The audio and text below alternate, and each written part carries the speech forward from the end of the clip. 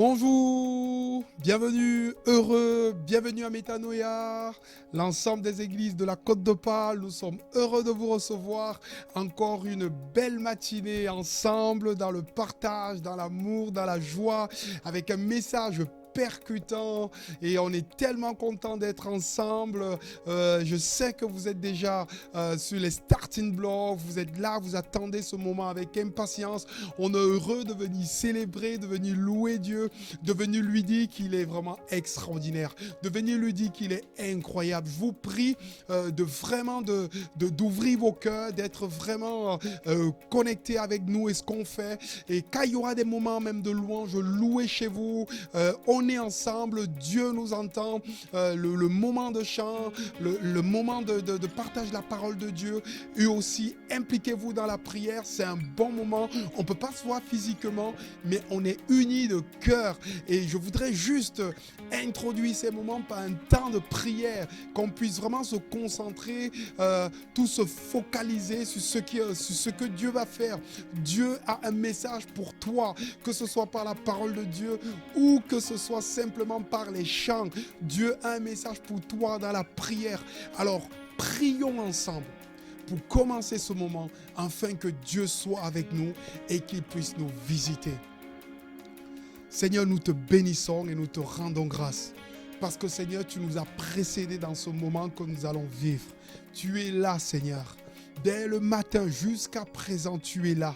Seigneur, donne-nous notre pain quotidien encore ce matin. Seigneur, au travers de ta parole, de la louange, des moments que nous allons échanger. Merci Seigneur mon Dieu pour ton autorité, ta majesté. Souffle sur nous, Seigneur, le souffle de vie. Opère encore, Seigneur, des miracles extraordinaires dont toi-même tu sais comment tu fais. Merci Seigneur mon Dieu pour tout ce que tu déverses sur ton peuple et sur tous ceux qui t'écoutent actuellement et qui vont t'écouter plus tard. Seigneur, merci pour ce que tu es capable de faire. C'est dans le nom puissant de Jésus que j'ai prié. Amen. Je sais que vous crépignez déjà d'impatience, que la louange de Dieu éclate dans vos cœurs ce matin. On se retrouve tout à l'heure. Que Dieu vous bénisse. Bonjour à tous et bienvenue. Nous allons passer un temps dans la louange et l'adoration à notre Dieu, que nous puissions laisser le Saint-Esprit rentrer dans chacune de nos maisons, dans nos cœurs, pour que la louange qui s'élève puisse être pour toute sa gloire. Amen.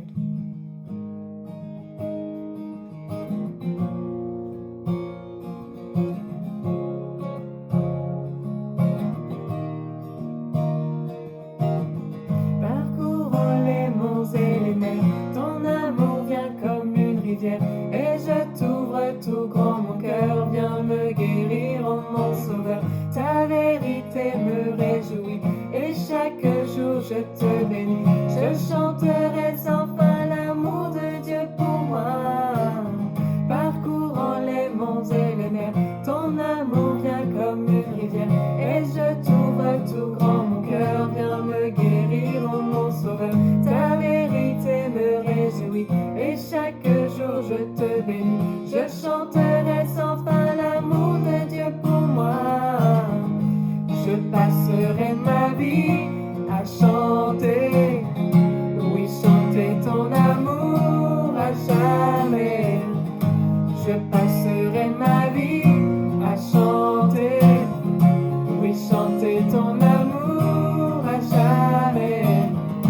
Je passerai ma vie à chanter, oui, chanter ton amour à jamais. Je passerai ma vie à chanter, oui, chanter ton amour à jamais. J'ai envie de danser, c'est un peu fou, je sais, mais ceux qui verront la lumière danseront déjà comme nous sur terre. Je passerai ma vie à chanter, oui, chanter ton amour à jamais. Je passerai ma vie à chanter, oui, chanter ton amour à jamais. Je passerai ma vie à chanter, oui, chanter ton amour à jamais. Je passerai ma vie à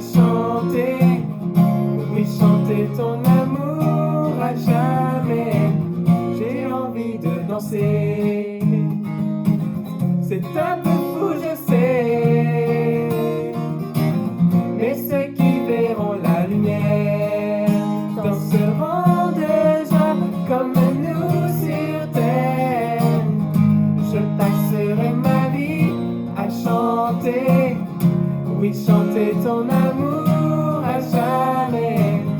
Je passerai ma vie à chanter, oui, chanter ton amour à jamais.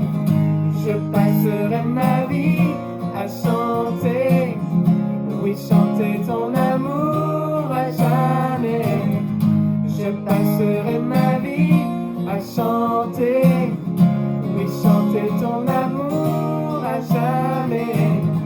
Je passerai ma vie à chanter, oui, chanter ton amour à jamais.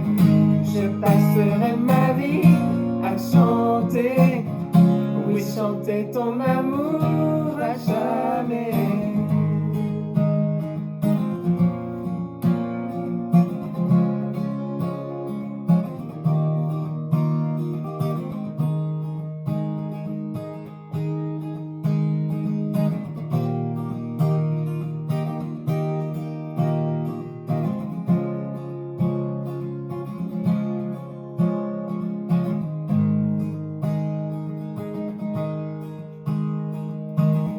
Ouvre les yeux de mon cœur, ouvre les yeux de mon cœur, je désire te voir,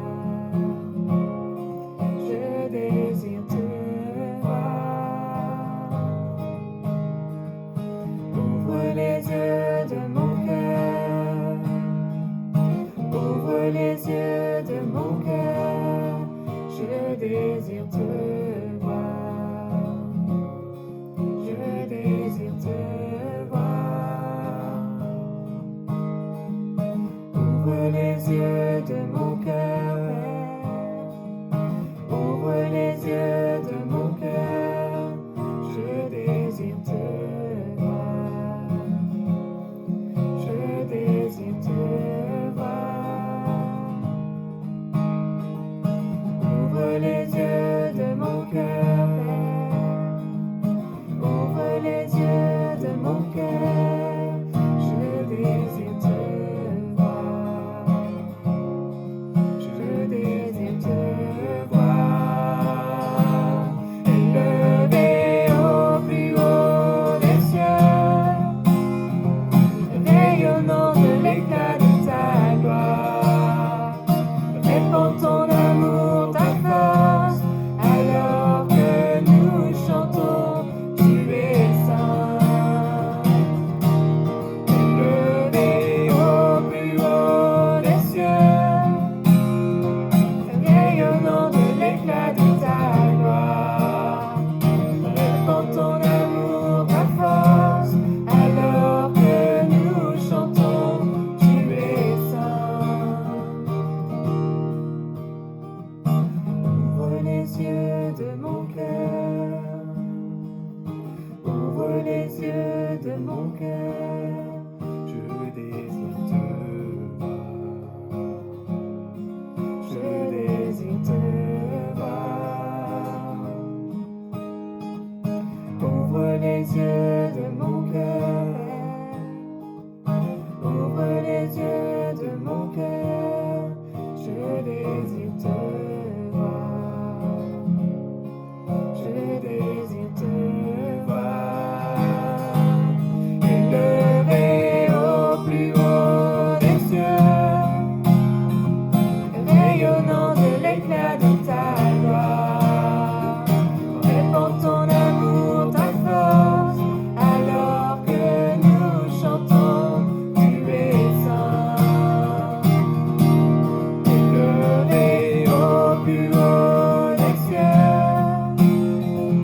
rayonnant de l'éclat de ta gloire, répand ton amour, ta force, alors que nous chantons, tu es saint. Tu es saint, tu es saint, tu es saint, tu es saint, tu es saint, tu es saint, je désire te voir. Tu es saint, tu es saint, es saint, tu es saint. Tu es saint, tu es saint, je désire te voir. Tu es saint, tu es saint. Tu es saint, tu es saint. Tu es saint, tu es saint, je désire te voir.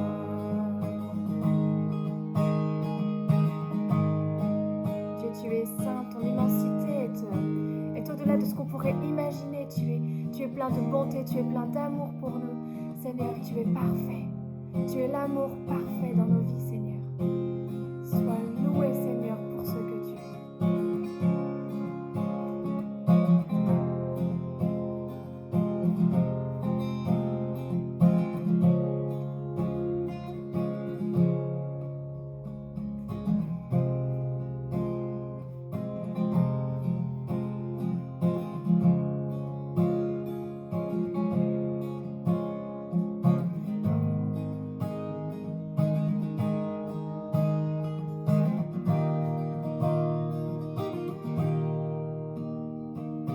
Quand il descend, oui, tout s'arrête.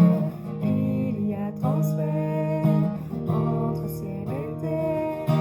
Quand il descend, l'atmosphère change.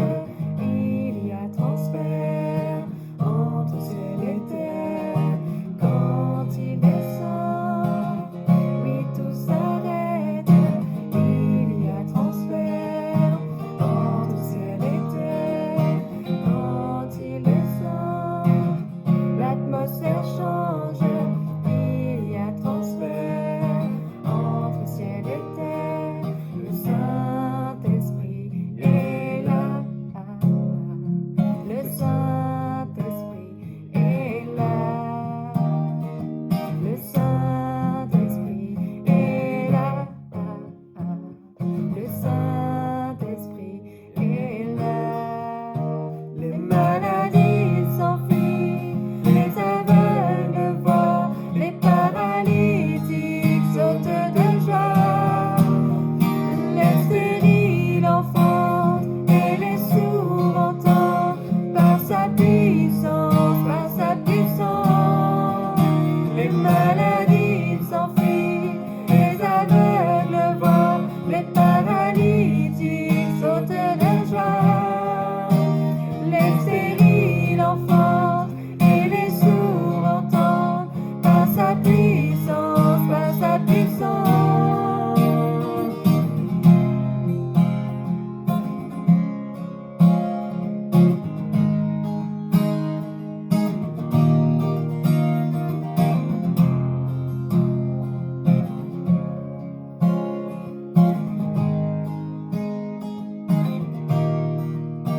Par sa puissance, il transforme. Par sa puissance, il guérit. Par sa puissance, il renouvelle. Par sa puissance, il agit. Par sa puissance, il transforme. Par sa puissance, il guérit. Par sa puissance, il renouvelle.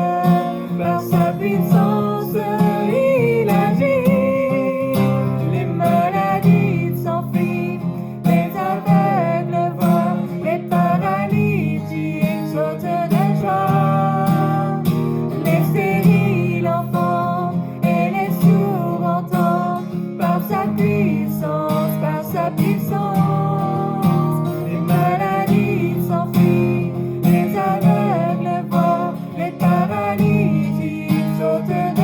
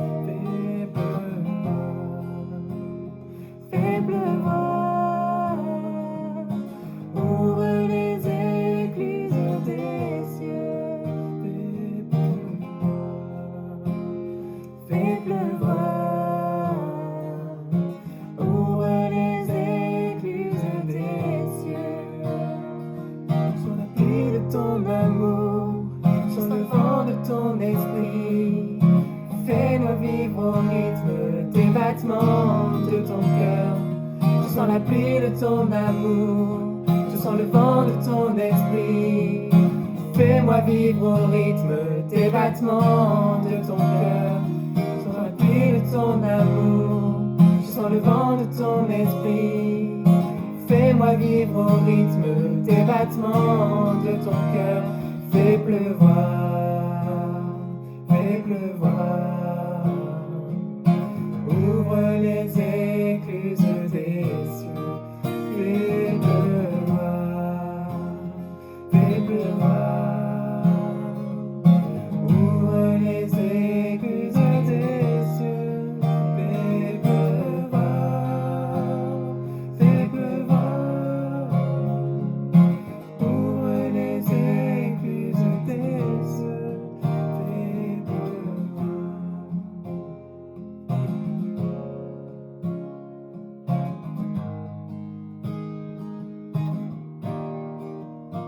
Oh, merci pour cette louange, ce moment fabuleux que des chrétiens de Berck nous ont offert ce matin. C'était vraiment, vraiment bien. Juste avant d'écouter le message de la parole de Dieu, je vous laisse avec Jean-Yves et Rachel, puis un chant qui appelle, qui invoque l'Esprit de Dieu sur nous. On a besoin de cette puissance qui vient nous revêtir maintenant. Juste avant d'écouter la parole de Dieu et d'écouter le pasteur Philippe, merci Jean-Yves et Rachel pour ce cadeau que vous nous offrez. On veut vraiment s'approcher de Dieu et ensuite écouter le message de la parole de Dieu. Merci.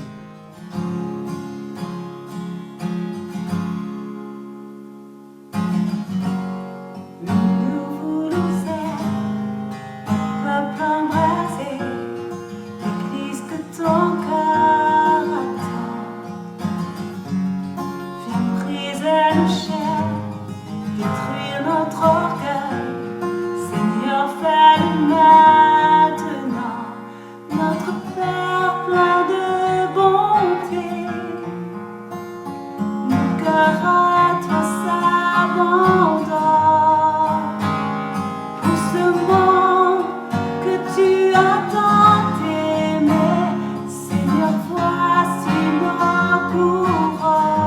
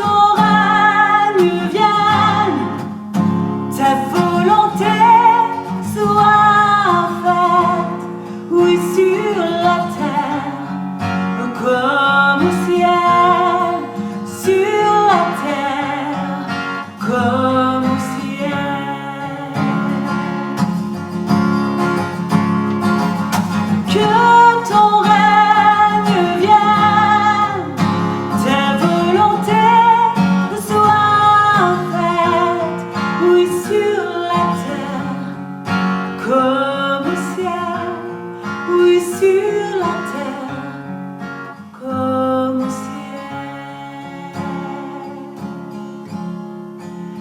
Esprit de Dieu, alléluia. Esprit de Dieu vivant,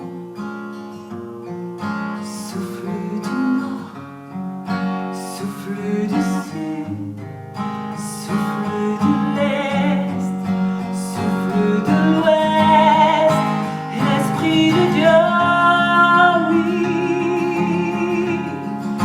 esprit de Dieu vivant, souffle des quatre vents,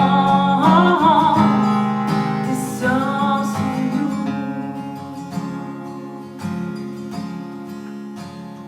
Alléluia Jésus, descends sur nous Jésus.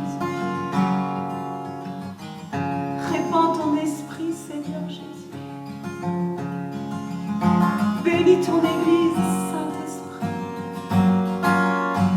Remplis nos vies, nos cœurs, nos âmes de ta présence Jésus. Oh oui, souffle Saint-Esprit, souffle Saint-Esprit. Alléluia, Alléluia Jésus. Viens souffler, Seigneur, sur nos vies.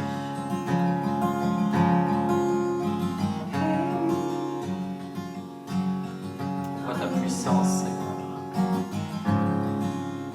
Fais-nous les témoins, Seigneur. Par ton esprit, Seigneur. Viens agir, Seigneur. Viens souffler sur nos vies. Souffle sur ton peuple. Souffle sur ce pays, Seigneur. Que ta volonté soit faite. Alléluia. On vous invite à louer le Seigneur, à prier ensemble, là où vous êtes. Alléluia Jésus. Oh merci Saint-Esprit. Merci de souffler sur notre âme, de répandre ta grâce, de nous libérer, Saint-Esprit. Viens, Jésus. Viens remplir nos cœurs, Jésus. De ta gloire. Esprit de Dieu,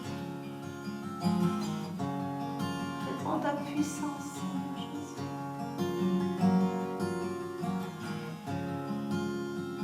Merci Rachel pour ce chant extraordinaire. Oui, nous voulons vivre, non seulement ce matin, mais dans les jours à venir, un souffle de Dieu. Nous croyons vraiment que Dieu est à l'œuvre et qu'il veut agir d'une manière spéciale et particulière. Alors, la question que j'aimerais vous poser ce matin, quelle église pour le jour d'après? Quelle église pour le jour d'après?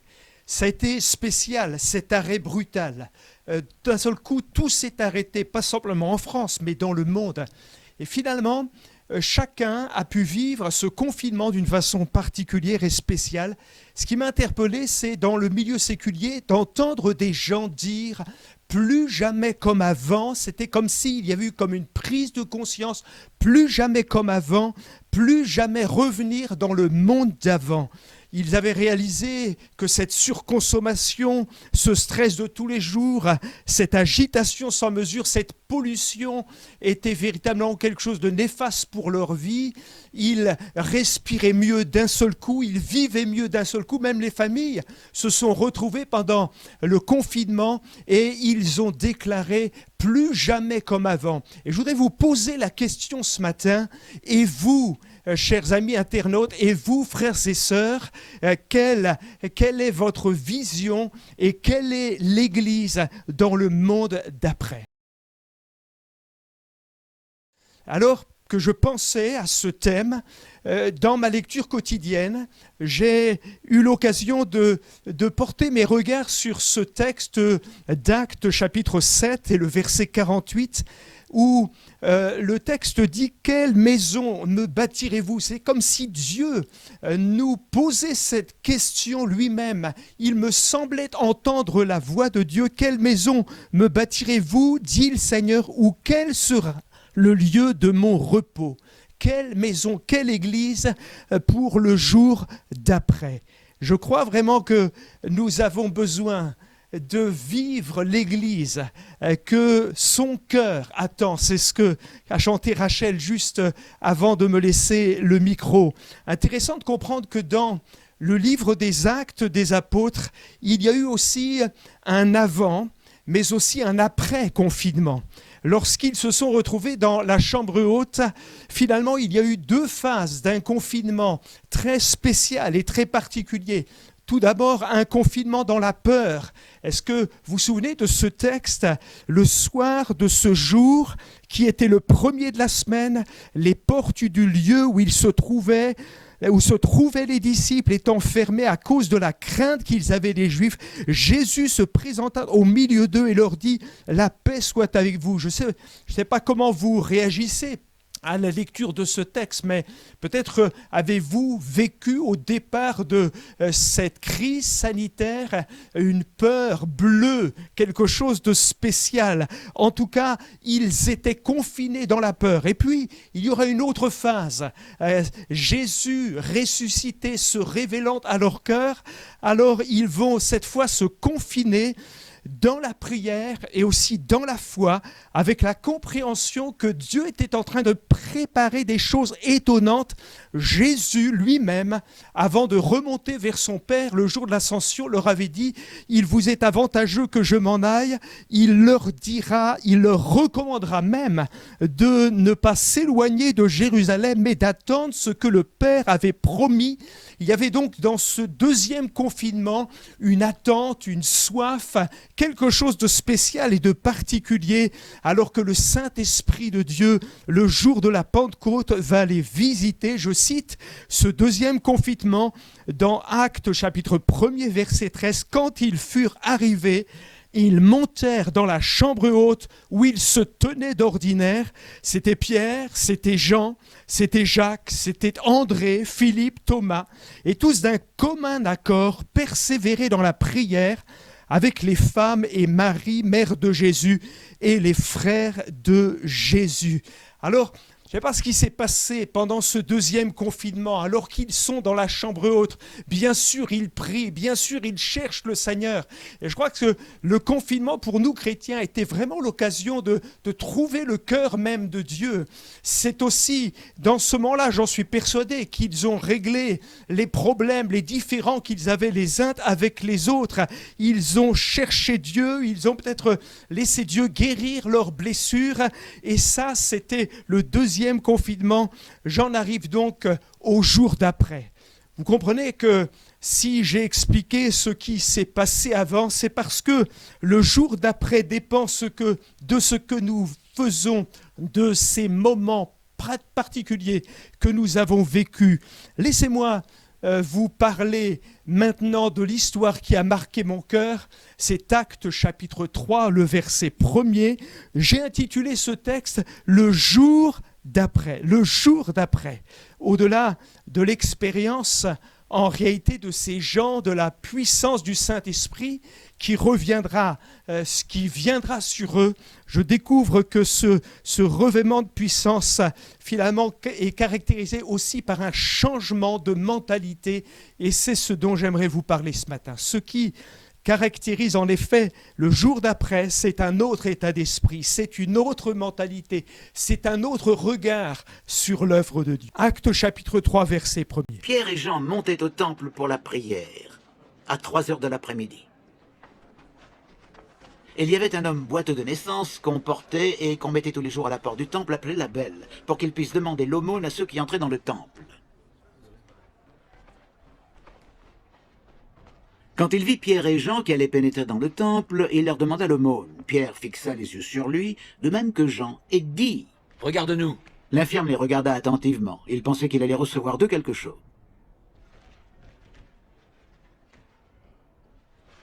Mais Pierre lui dit: « Je n'ai pas d'argent, je n'ai pas d'or. Mais ce que j'ai, je te le donne. Au nom de Jésus-Christ de Nazareth, lève-toi et marche. »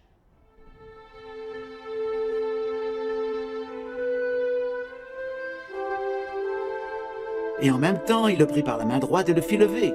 Aussitôt ses pieds et ses chevilles devinrent fermes. D'un saut, il fut debout et se mit à marcher.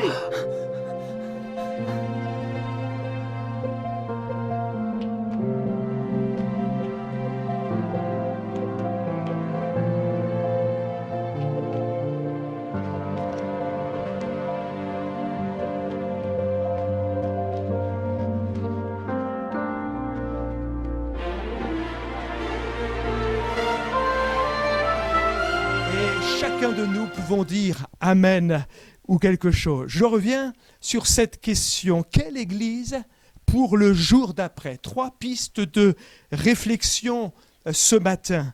Une église qui dit au Père, rassemble-nous. Deuxièmement, une église qui dit aux pauvres, regarde-nous. Et troisièmement, une église qui dit au peuple, réjouissez-vous. Une église qui dit au Père, rassemble-nous. Ce texte, en effet, commence par une clé capitale. Il nous est dit, Pierre et Jean montaient ensemble. Est-ce que l'on peut dire ensemble? Ils montaient ensemble au temple pour prier. Ça, mes amis, c'est le jour d'après. C'est le jour d'après le confinement. Car on sait que dans le jour d'avant et dans la vie d'avant, Pierre et Jean étaient finalement 2 disciples de Jésus que tout opposait finalement. Ils n'ont pas le même âge, premièrement, ils ne sont pas de la même génération. Ils ont tous les deux un caractère vif et bien trempé. Entre le fils du tonnerre, Jean, et Pierre l'impulsif, ça faisait souvent des étincelles.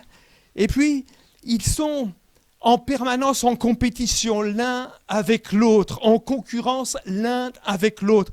Rappelez-vous, lorsqu'ils mangent du pain lors de la résurrection de Jésus et des poissons sur le bord de la plage, Pierre posera la question et dira « Qu'en sera-t-il pour lui ?»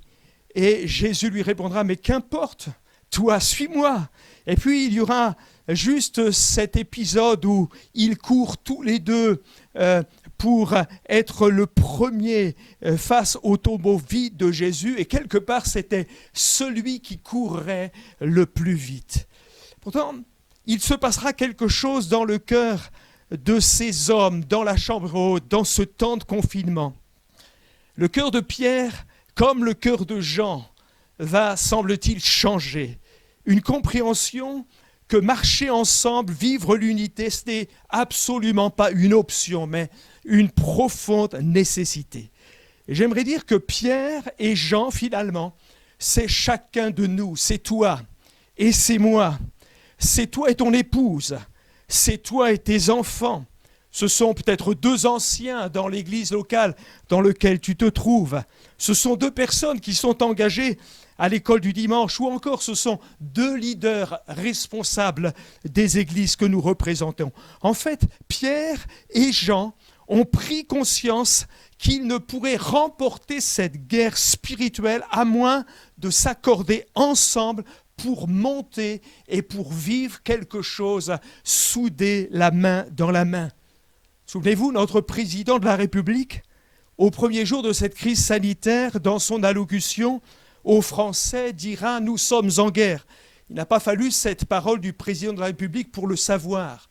Car en réalité, nous sommes conscients, nous chrétiens, que nous sommes face à une guerre spirituelle aux énormes enjeux, face à un ennemi tout puissant, ou en tout cas puissant. Et laissez-moi vous dire que sans unité, nous sommes perdus d'avance. Je vous propose de regarder un extrait d'un film qui en dit long. Ils sont dans le Colisée à Rome, Dans quelques instants, c'est une horde de chevaux, de chars, ennemis armés jusqu'aux dents qui va surgir et qui va les broyer. Et Maximus, le héros du film, va leur soumettre une idée, l'idée de se rassembler, d'être ensemble, parce qu'il dira la seule clé pour triompher, c'est de rester unis et de rester ensemble. Regardez cet extrait de film.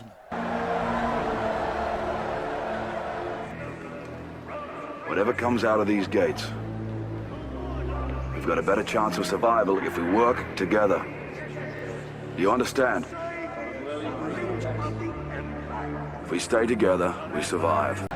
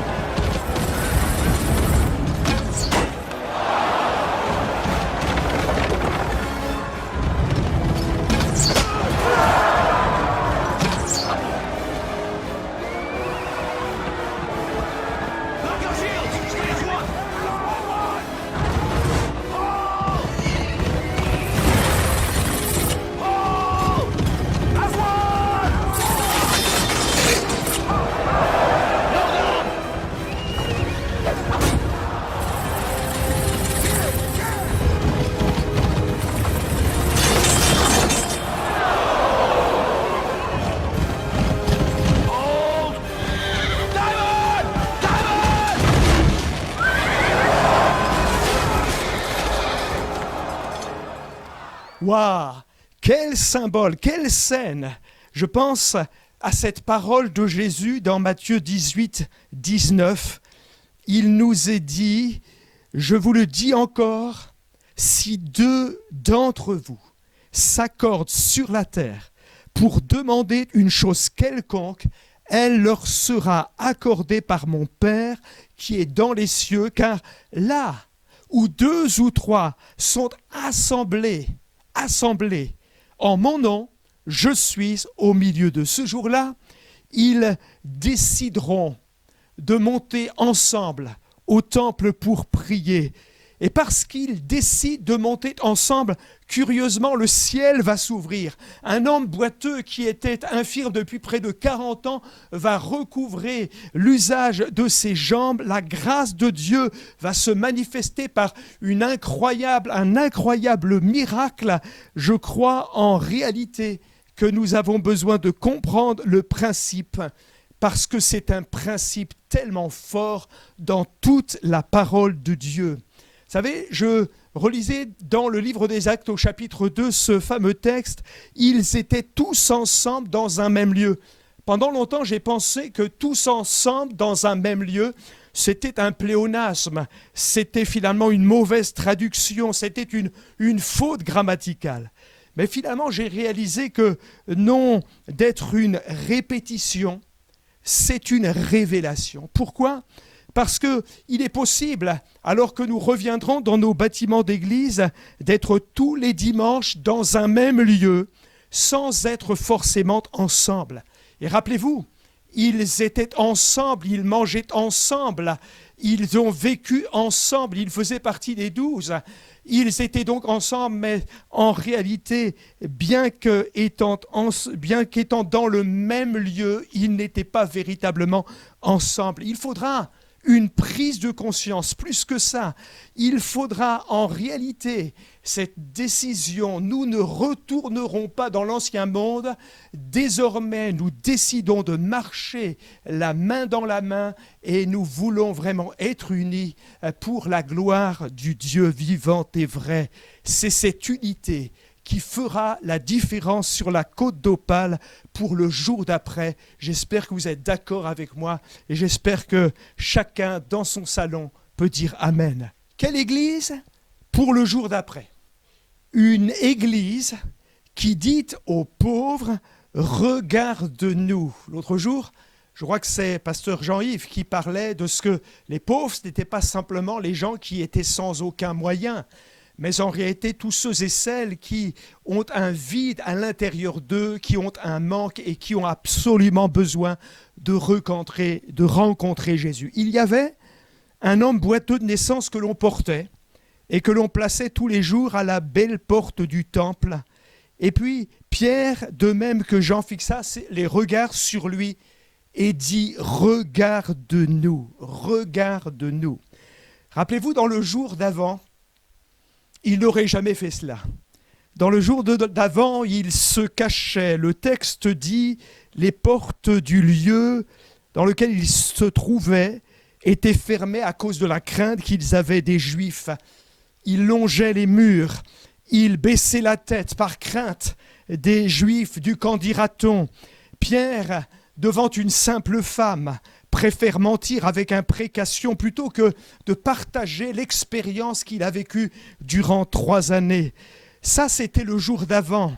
Mais après ce temps de confinement, après ce temps de visitation, il y a quelque chose qui a changé. Il y a comme un déclic. C'est le complexe de la souris qui rampe qui les a quittés. Et ils comprennent qu'il est temps que l'Église devienne visible. Regardez-nous. Pas véritablement nous qui sommes intéressants, mais celui qui habite en nous. Regarde ce que Dieu a fait dans ma vie. Et je crois que c'est intéressant de noter qu'ils sont prêts à afficher la couleur sans gêne ni honte. Et voyez-vous, je remarque que lorsque l'on ose sortir de sa zone de poule mouillée, comme disent certains, et je pense à Martin qui peut-être nous écoute ce matin, alors on commence à vivre des choses étonnantes et glorieuses. Je déclare que nous n'avons pas honte de l'Évangile, mais cela passe forcément par quelque chose que je vais communiquer à ceux qui m'écoutent. Il y a plusieurs années en arrière, alors que nous étions en prière avec l'équipe de la Côte d'Opale, il y a eu un don spirituel, et ce don spirituel fort disait « Il y a beaucoup de gens, d'amis, sur cette Côte d'Opale qui, bien qu'étant dans les ténèbres, prient Dieu et disent « Montre-nous, ô Dieu, que tu existes et nous croirons en toi. » La question, c'est qui sera prêt dans le jour d'après? Qui sera prêt à témoigner de la grâce et de la bénédiction de Dieu? Comment croiront-ils si personne ne leur parle? Souvenez-vous, il m'a oint pour annoncer une bonne nouvelle aux pauvres. Jésus dira encore, vous êtes le sel de la terre. Mais si le sel perd sa saveur, avec quoi la lui rendra-t-on? Il ne sert plus qu'à être jeté. Vous êtes la lumière du monde. Une ville située sur une montagne ne peut être cachée. On n'allume pas une lampe pour la mettre sous le boisseau. Autrement dit, nous avons besoin d'être visibles plus que jamais et c'est important en réalité de le faire. Alors quelqu'un dira ce matin, mais j'ai si peu de choses à raconter. J'aimerais vous dire que chaque enfant de Dieu a une histoire extraordinaire. Chaque enfant de Dieu a vécu le miracle du ciel. Alors relâche le trésor qui est en toi. Il y a une puissance qui agit dès lors où je partage mon expérience. Je voudrais vous présenter le témoignage d'une jeune fille qui s'est convertie il y a 2 ans au milieu de nous, Aurélie. Et nous avons vu ce que Dieu est capable de faire dans la vie de cette personne. Au début, elle était toute timide et particulièrement gênée de partager son expérience. Mais il y a eu dans ce temps de confinement un déclic et aujourd'hui elle parle haut et fort de ce que Dieu a fait pour elle. Elle a même fait une chaîne YouTube pour partager son expérience et son histoire. Est-ce qu'on peut la regarder maintenant? Allez, on se retrouve dans un instant.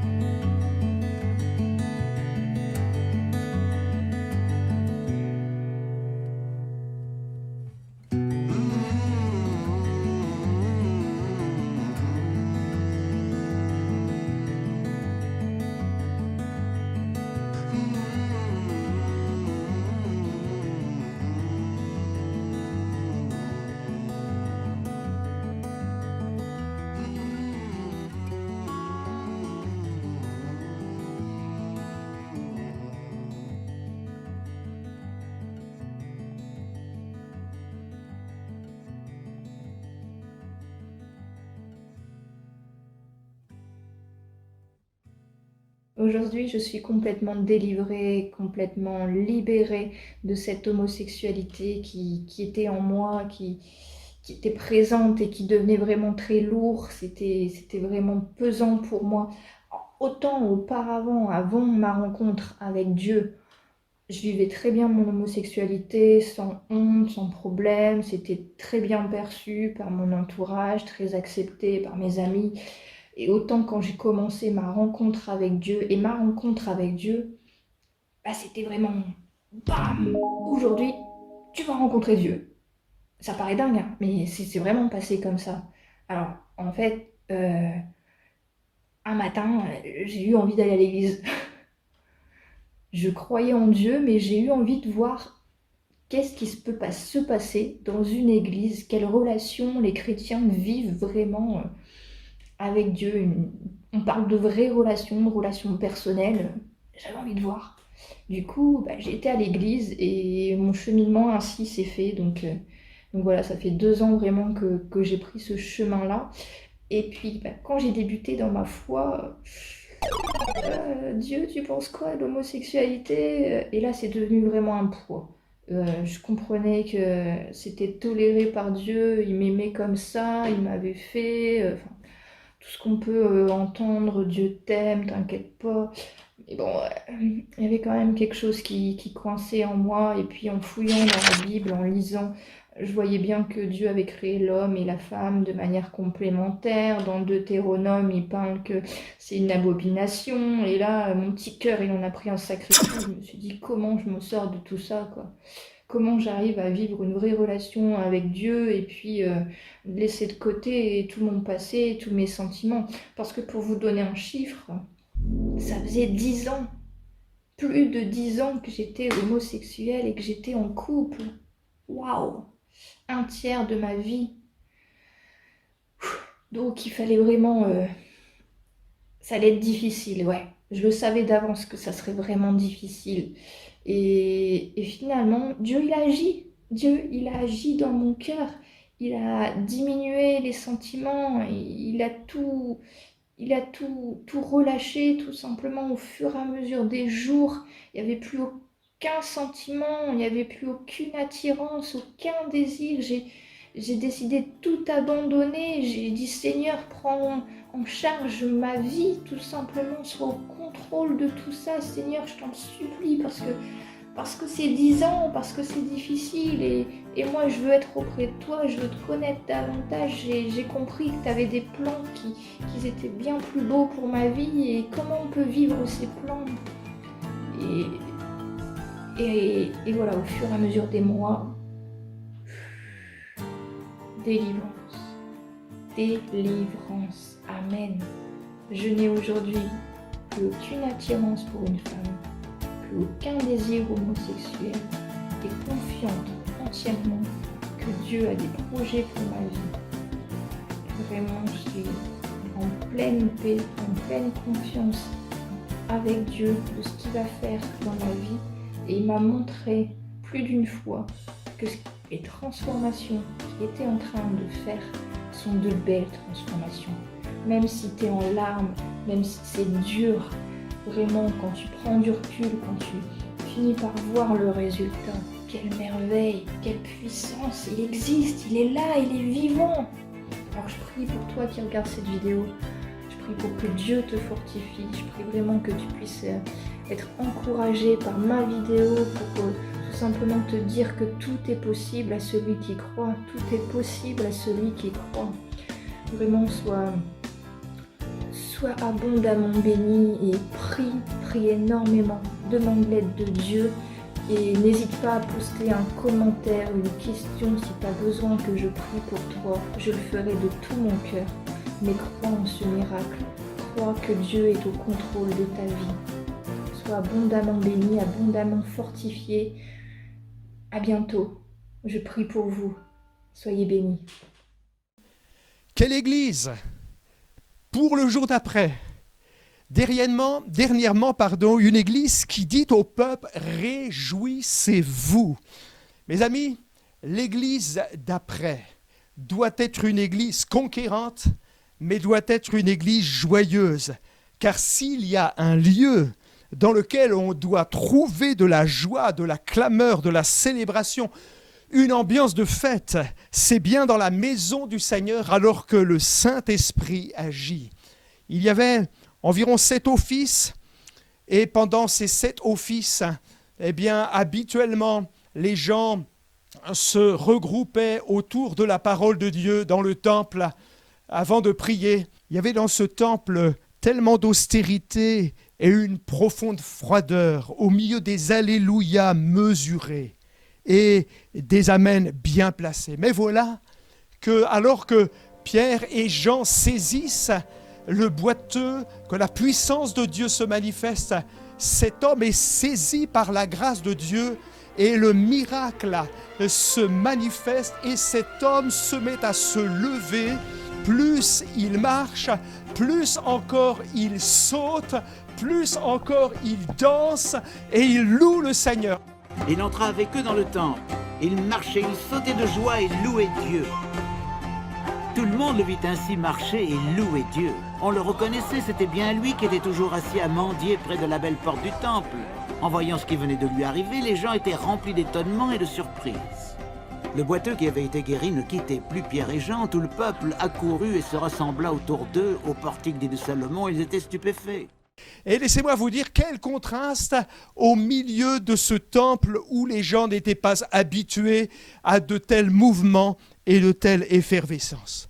C'est l'évangéliste Reinhard Bonnke qui aimait dire « L'évangile est comme un allume-feu, jusqu'à ce que le feu tombe, tout cérémonial, tout programme sont lourds, routiniers et ennuyants. Mais c'est le feu qui va tout changer. » J'aimerais vous dire, chers amis, que Dieu veut manifester son feu dans nos cœurs et dans nos vies. Il veut manifester son esprit au milieu de nous. Et lorsque l'Esprit de Dieu commence à se mouvoir, eh bien c'est la joie qui remplace le côté religieux. Et nous pouvons alors dire au peuple, que ce soit le peuple de Calais, que ce soit le peuple de Dunkerque, que ce soit le peuple de Boulogne ou le peuple de Berck, réjouissez-vous parce que Dieu est vivant. À Dieu soit la gloire. Alors que nous puissions faire de nos églises des lieux de fête, des moments extraordinaires où nous allons pouvoir nous réjouir ensemble et déclarer au peuple, réjouissez-vous parce que nous avons un Dieu vivant. Dieu est bon pour de bon, il est bon et c'est bon, mais Dieu est bon.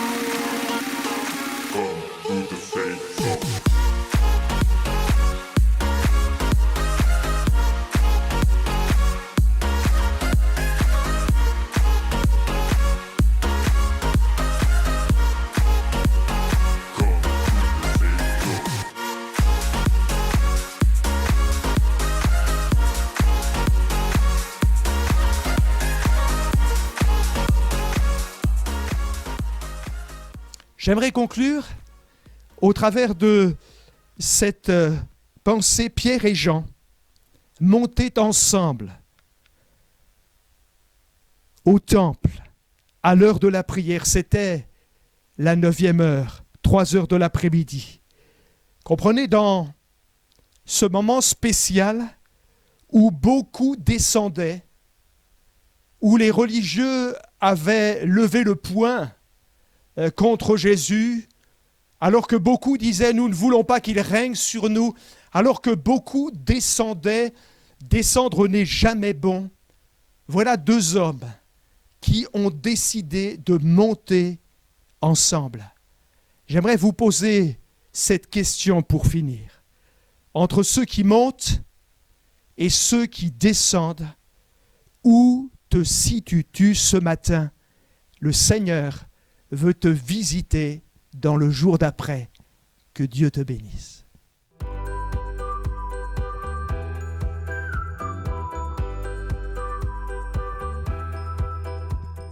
Bienvenue dans Métanoa Plus. On est content de nous retrouver et de retrouver le pasteur Philippe qui nous a vraiment amené un message qui vient de Dieu. Et qui est vraiment, vraiment intéressant et vraiment, on va essayer de décrypter un peu, d'aller un peu plus loin dans le message et voilà, de tirer quelques enseignements, sachant qu'il a été vraiment déjà clair et en écoutant le message, grosso modo, il y a quelque chose qui m'a marqué, surtout le début, je voulais voir avec toi, c'est cette prise de conscience dont tu as parlé et tu dis que comme les gens ont pris conscience qu'ils n'aimeraient plus revenir dans le monde d'avant.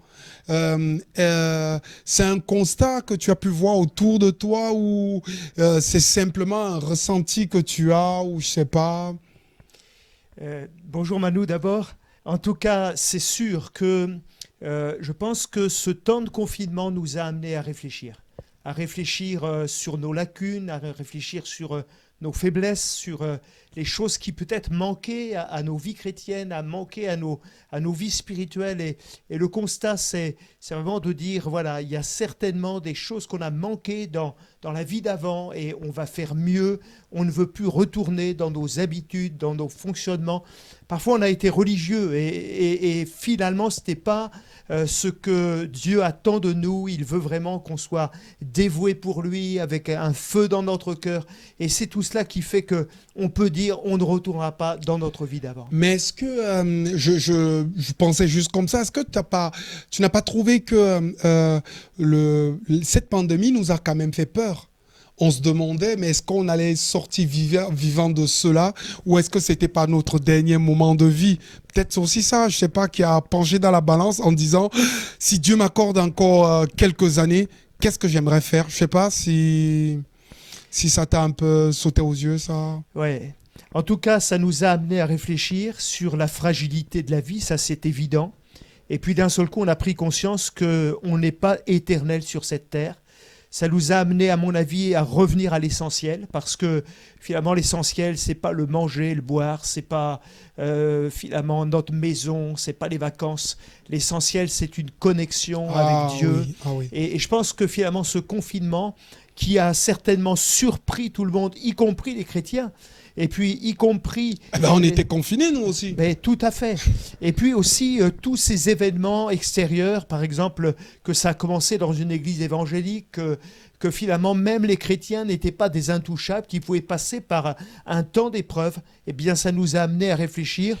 Est-ce que tu penses que ça nous a permis de... Je sais pas, certains disent que ça leur a permis de faire le tri entre l'essentiel et peut-être le superflu, je sais pas, et à axer véritablement leur vie sur ce qui est essentiel.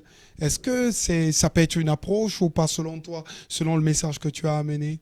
Oui, je pense en effet, Manu, que ça nous a en tout cas permis de faire le point et de réfléchir. Alors, il faut que ce point qui a été fait, on puisse maintenant le concrétiser. Il y a des choses qui finalement n'enlèveront rien à mon histoire, n'enlèveront rien à ma vie. Si par exemple j'avais l'habitude d'acheter 5 paires de chaussures par an, si j'en achète que 2, eh bien ça ne va pas changer ma vie. Ah oui, oui. Donc il y a des choses comme ça qui ne sont pas utiles, indispensables, mais par contre il y a des choses qui sont essentielles, sur lesquelles Dieu nous attend, et je crois que c'est là où nous avons besoin vraiment d'être meilleurs. C'est vrai. Et ce qui m'a marqué, tu as utilisé un verset dans celui de Acte 7, là, 47, qui est vraiment, 47, 49, je crois que c'est 49, qui est vraiment bien. Et quand Dieu pose la question, quelle est donc la maison que vous me bâtirez? Et c'est sûr que ça interpelle, ça m'a bousculé dans le sens, je me suis dit, waouh, faisant partie de la maison de Dieu, mais quelle bâtisse je suis en train de faire? Dieu construit, mais je participe avec Dieu. C'est une grande interrogation quand même. Hein. C'est sûr, Manu. En fait, il y a deux choses.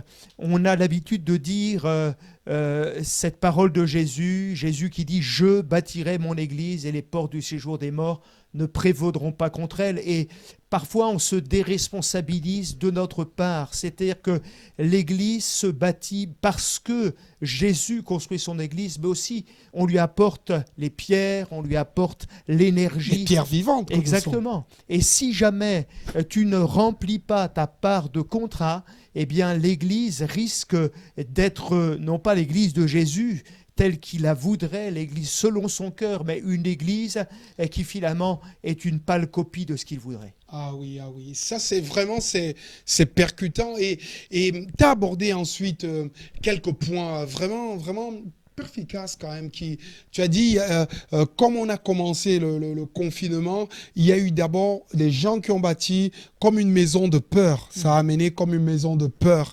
Est-ce que pour toi, la peur, c'est un bon élément ou est-ce que pour toi, la peur, c'est un mauvais élément? Parce qu'on a vu beaucoup de personnes prêcher contre la peur. Je n'aurai pas peur. Mais moi, je me dis, je pose la question ouvertement. Moi, je me dis, la peur, elle m'avertit.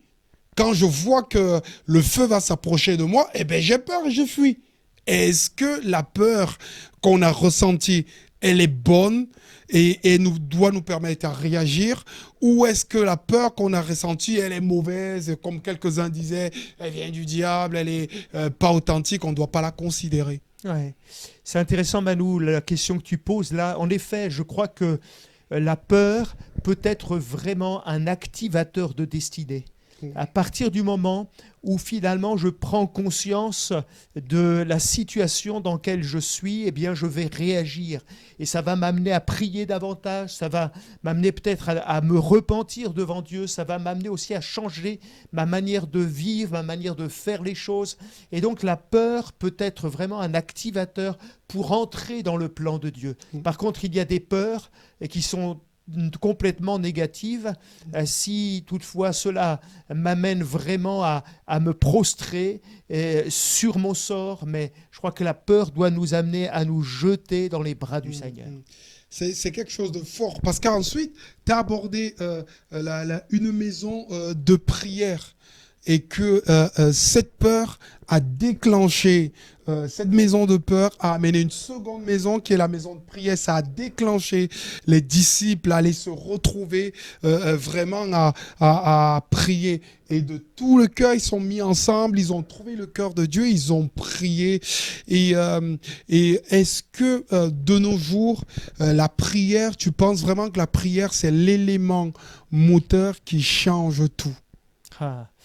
C'est évident, Manu. Je crois qu'on a pleinement besoin de retrouver un contact avec la prière. On a besoin vraiment de chercher Dieu. Du reste, l'Écriture nous dit « Vous me chercherez et vous me trouverez ». La prière, ce n'est pas du tout un acte religieux. C'est finalement un relationnel avec Dieu. Vous me prierez et vous me trouverez. Vous me chercherez et vous me trouverez.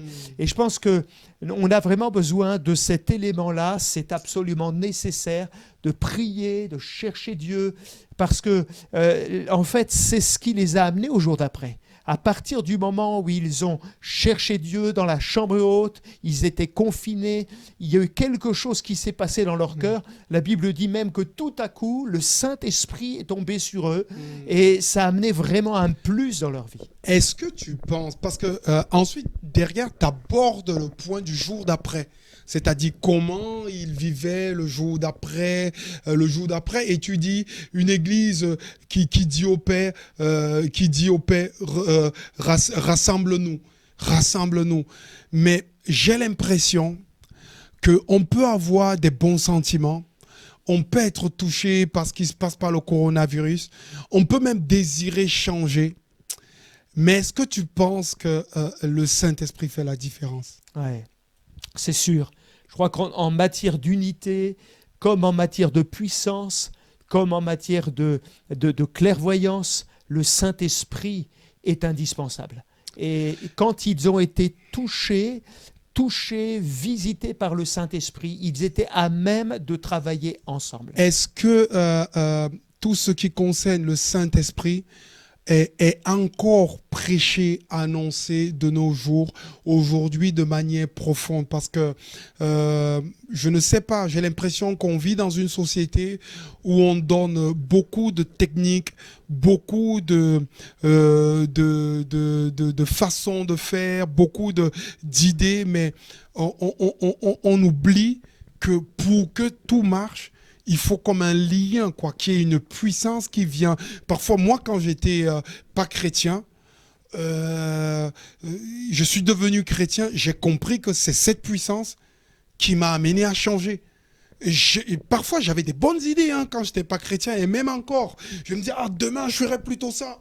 Demain, j'irai plutôt dans ce côté, je ferai plutôt ça. Mais le lendemain arrivé, je me comportais comme la veille. Et j'ai vite compris que s'il n'y avait pas quelque part une autorité plus puissante qui venait asseoir mon autorité ou changer les choses, jamais je ne pourrais vivre. Est-ce que le jour d'après, comme tu l'as décrit dans Acte 2, dans Acte 3, qui précède Acte 2, qui est le jour de la Pentecôte, est-ce qu'on peut vivre le jour d'après sans le Saint-Esprit, sans le revêtement du Saint-Esprit? C'est la question que je veux poser. Tout à fait. Merci Manu de la poser parce que c'est important. Tout d'abord, vraiment, c'est important que nos amis qui nous écoutent comprennent que le Saint-Esprit est Dieu. Et Dieu dit, sans moi, vous ne pouvez rien faire. Donc en réalité, on peut toujours, avec notre bonne volonté, avec nos forces, essayer de construire l'œuvre de Dieu, de faire les choses de par nous-mêmes, mais finalement, ça ne marchera pas. Mais lorsque le Saint-Esprit, Dieu, le Saint-Esprit, est invité, et lorsqu'il prend les choses en main, c'est lui qui travaille nos cœurs, c'est lui qui change nos cœurs, et puis c'est lui qui va nous donner des objectifs, et puis c'est lui qui va nous donner d'être capable de répondre aux objectifs divins. Cette parole-là que tu viens de dire, pendant des années, je ne l'ai pas entendue beaucoup dans ma vie, et ça m'a fait beaucoup de défauts parce que il y a beaucoup qui nous regardent et qui vont nous regarder, qui se battent beaucoup par eux-mêmes, pensant y arriver, en disant mais je serai une bonne personne, j'y arriverai, j'éduquerai mes enfants, je vais atteindre mes objectifs. Et ces personnes n'ont pas compris que la force humaine, elle est limitée, mais la puissance de Dieu survenant sur l'humain peut être capable de remporter la victoire et renverser les murs. Et tu as parlé d'une église qui dit au Père, rassemble-nous, d'une église qui dit aux pauvres, regarde-nous, et d'une église qui dit au peuple, réjouissez-vous. Ah ouais, je peux pas te dire que parmi les trois, il y en a un que j'aime bien. Mais je vais pas te dire lequel parce que je le dis, c'est la dernière. J'aime la joie. Moi aussi. J'aime la fête. J'aime quand l'église chante. Quelle loue. J'étais en voyage en Jérusalem l'autre jour et ils criaient, ils dansaient, ils faisaient la fête. J'étais content, quoi. J'aime la fête. Après 7 ans de confinement, je veux qu'on se déconfine, mais qu'on se retrouve dans la fête. J'aime les cris de joie parce que ce miracle que tu décris de cet homme-là qui était vraiment devant le temple et qui se met à sauter et à danser, est-ce que c'est une image vraiment c'est un rêve ou c'est... Parce que nous, c'est une réalité, on le voit tous les jours. On a des gens transformés, qu'on baptise, qu'on voit venir.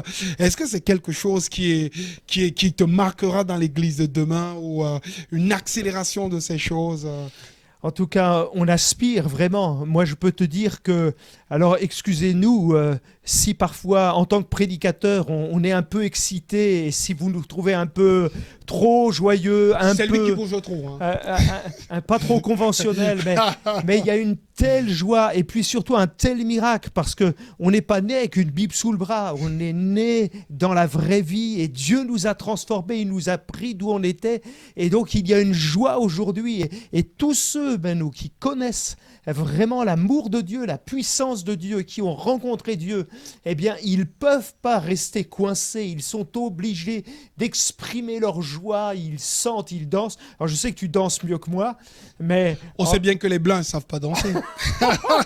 Mais malgré tout, je suis tellement heureux de vivre ma vie chrétienne. Dis-moi, Philippe, tu as dit une église qui dit aux pauvres, regardez-nous. Ouais. Mais parfois, Philippe, les pauvres, ils nous regardent, mais on se sent incapable.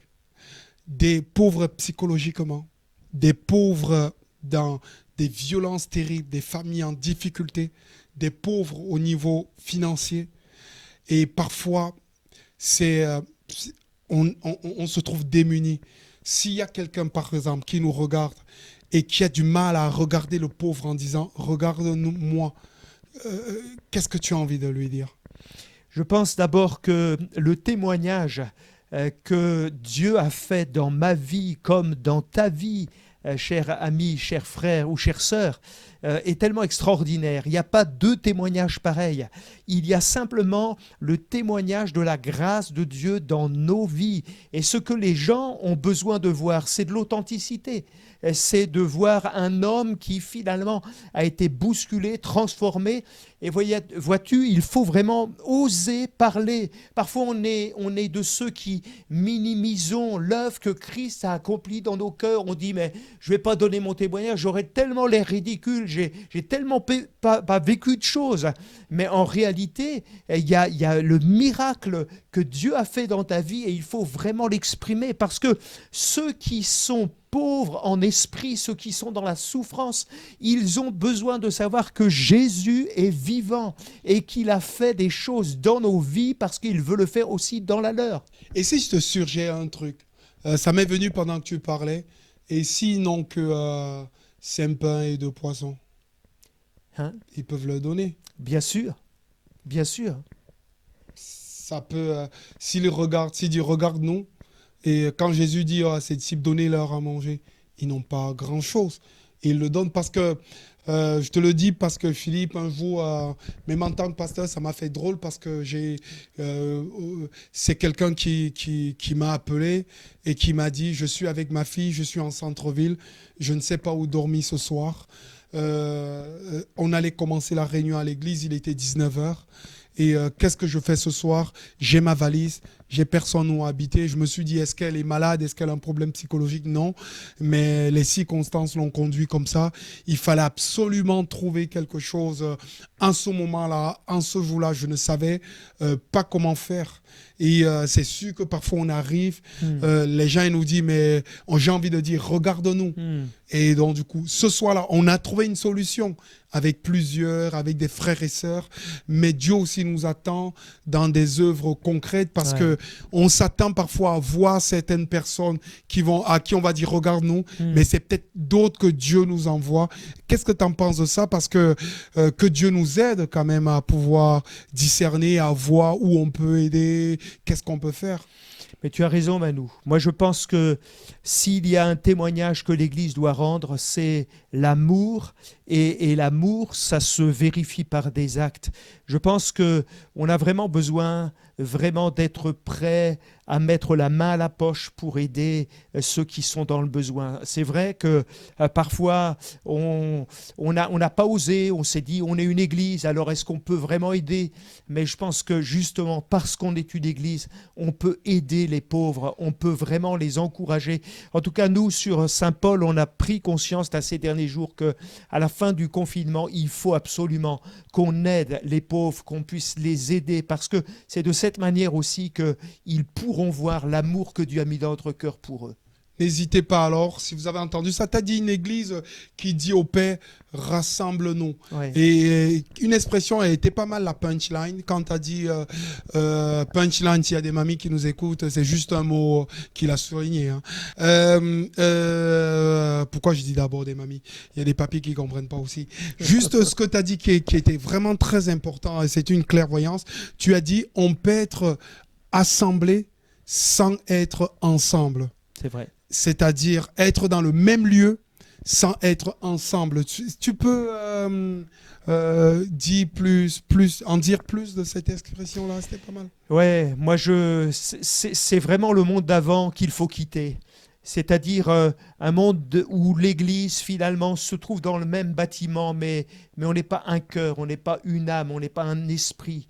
Et je crois qu'on a vraiment besoin de changer, que ça change. Il faut que, pour que la bénédiction de Dieu soit sur nous, pour que le ciel s'ouvre, il ne faut pas simplement être dans le même lieu, mais il faut être tous ensemble, de même cœur, d'un même esprit. Et ça passe par une décision, par une prise de position. Et si je veux marcher avec toi, Manu, il faut que je décide de le faire. Est-ce que selon toi, cette puissance de l'esprit qui vient et se déverse sur les disciples n'a pas accéléré l'unité? Certainement, en tout cas, cela a amené, je pense, ces disciples à se regarder différemment. Parce que finalement, quand on regarde l'autre comme Jésus nous regarde, on va accepter qui on est, on va bénir Dieu pour ce qu'est notre frère, on va l'honorer, on va le bénir, on va l'encourager. Et je pense que tout ça, en réalité, ça fait partie de cette communion fraternelle tellement nécessaire où finalement, au lieu de se faire concurrence, au lieu de se chamailler, au lieu de regarder le verre à moitié vide, on va dire, mais ce frère-là, c'est vraiment la créature de Dieu, il est extraordinaire. Et dire du bien l'un de l'autre, eh bien, c'est ça, marcher ensemble, et ça ouvre le ciel. Yes.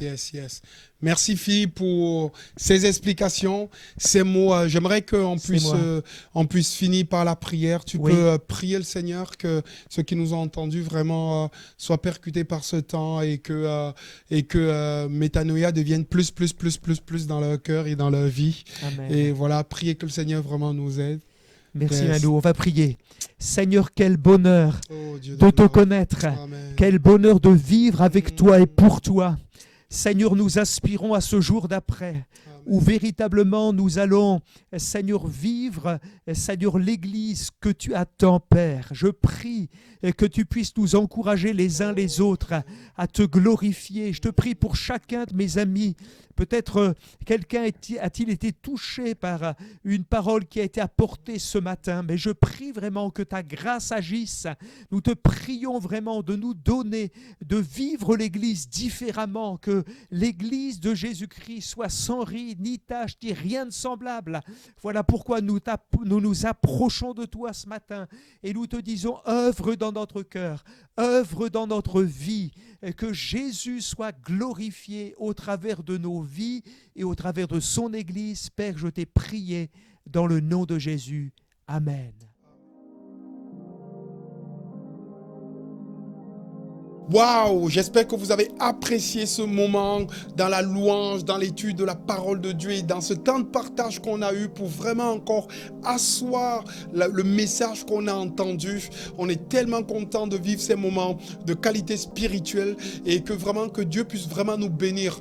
Maintenant, n'hésitez pas, tout au long de la semaine, il y a une vie dans nos différentes assemblées, que ce soit à Berck, à Boulogne, à Calais, à Saint-Paul, Dunkerque. N'hésitez pas dans les Facebook, YouTube, de chercher le programme et vraiment de vous connecter. Vous recevrez des mails aussi. N'hésitez pas aussi si vous voulez donner votre offrande, tout vous sera indiqué pour pouvoir donner l'offrande et partager avec nous encore plus ces moments.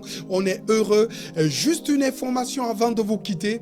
Ce mardi, nous serons en direct dans les différents Facebook des églises pour vraiment, avec les pasteurs de la Côte d'Opale, échanger sur le thème quelle église pour après le confinement, quelle église pour le déconfinement. On va réfléchir, on va aborder certains thèmes.